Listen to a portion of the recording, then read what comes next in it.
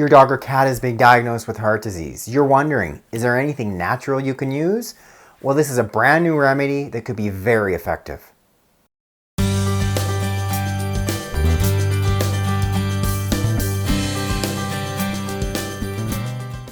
Hello, welcome back to my channel. If you're new, welcome. If you've yet to do so, click there to subscribe. And then when you click the link directly in the box below, I can send you a copy of my free book. Well, hello you guys. Pippi is super happy to be back once again. She is starring in today's video. Pippi is pretty darn healthy. She has no real serious veterinary conditions right now. But if she were to be diagnosed with heart disease, this is like the single, if I'm going to pick like one alternative thing, this would be it. Some of the signs and symptoms, if you suspect your dog or cat may have heart disease, typically in our dogs, often they're going to be coughing, especially at night. They may have some exercise intolerance. It's starting to get more difficult. They just can't run the same way. They don't seem to have the same energy. They might even have episodes called syncope or collapse, where they might sort of faint and fall over.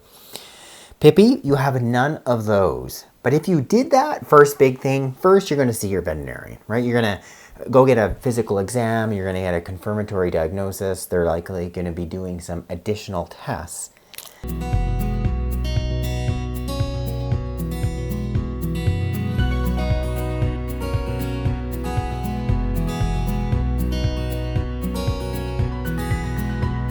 Some of the more common diagnostic tests would include blood tests, x-rays, ideally a heart ultrasound, and they may even do an electrocardiogram.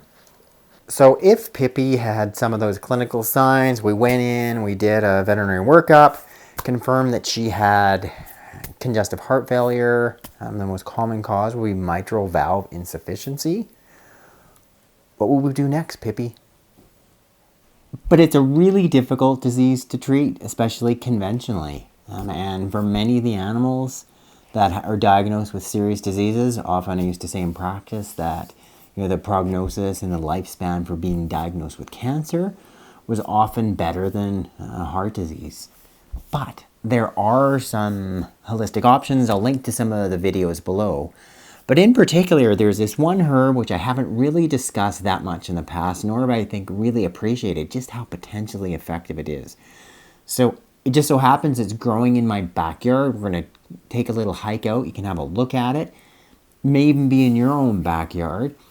So we are going outside and we are gonna show you some plants.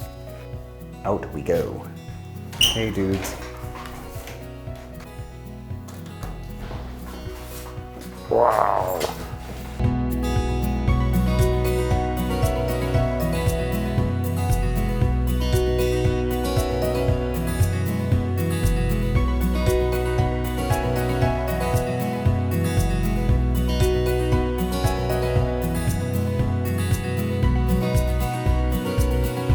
Now we're in the backyard.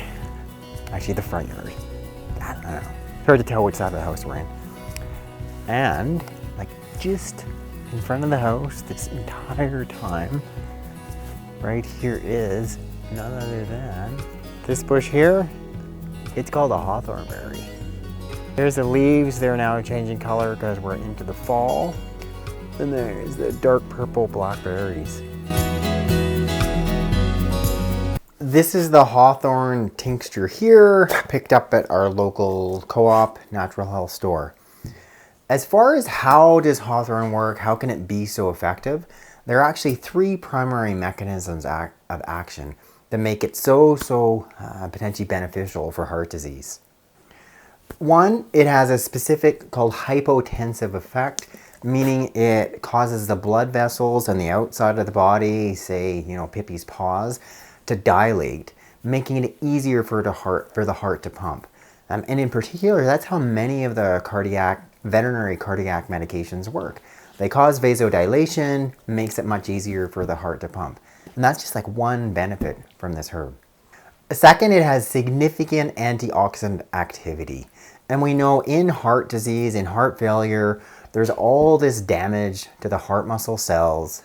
While they're damaged, they release things called free radicals that additionally damage the additional heart muscle cells.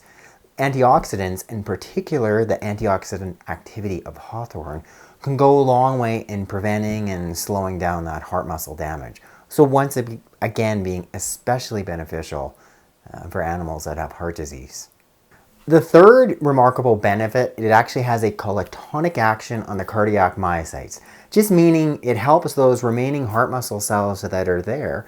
It actually has them beat more effectively, more efficiently. And that's what you're wanting to do in heart disease in terms of heart treatment. You're trying to make it easier for the heart to pump. You're trying to sort of restrict further heart muscle cell damage. And third, the remaining heart muscle cells that are there, you're trying to make them work as efficiently and pump as effectively as possible. And amazingly so, this one single plant can do all of that.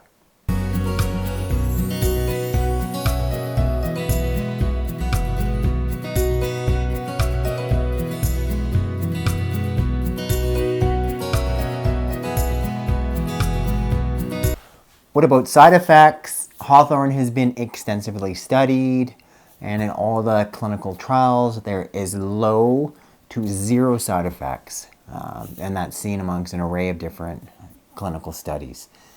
So it's kind of one of those ideal sort of alternative treatments that you're really looking for in terms of it's got some proven effectiveness, it has low to no potential side effects.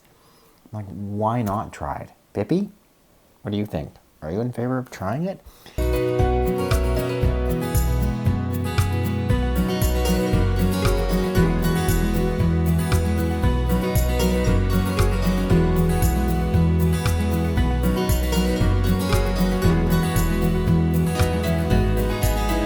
One option would be to give it in a tea form. And here you could be getting the dried, it would be a combination of berries and or leaves, putting about a teaspoon of these dried leaves in about 1 cup of water, about what I've got here.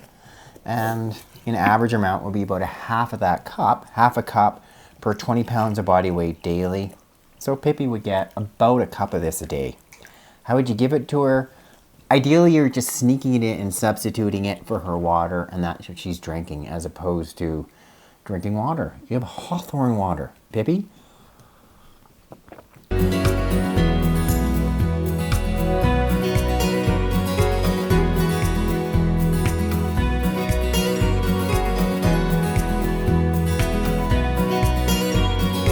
The second option would be to use the hawthorn as a tincture, which I have here. As far as standard tincture doses, it'd be about 1/2 ml of the tincture per 20 pounds of body weight twice daily. Meaning Pippi, she'd get about 1 ml. So 1 ml takes you right about to there.